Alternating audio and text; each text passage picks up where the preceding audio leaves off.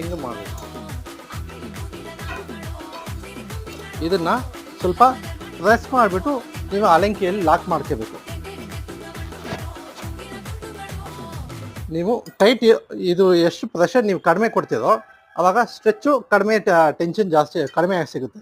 So ಏನು ಮಾಡಬೇಕು, ಸ್ವಲ್ಪ ಪ್ರೆಷರ್ ಜಾಸ್ತಿ ಕೊಟ್ಬಿಟ್ಟು ನೀವು ಲಾಕ್ ಮಾಡ್ಕೋಬೇಕು. ನೀವು ಇಲ್ಲಾಂದರೆ ಇನ್ನೊಬ್ಬರು ಸಪೋರ್ಟ್ ತೊಗೊಂಡು ಇದನ್ನು ಪ್ರೆಸ್ ಮಾಡ್ಕೊಳ್ಳಿ, ಒಬ್ಬರು ಲಾಕ್ ಮಾಡ್ಕೊಳ್ಳಿ.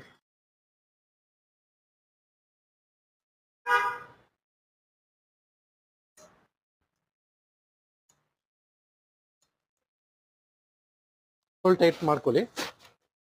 ನೆಕ್ಸ್ಟ್ ರಿಮೂವ್ ಮಾಡಿಬಿಟ್ಟು ಇದನ್ನು ಲಾಕ್ ಮಾಡ್ಕೊಳ್ಳಿ.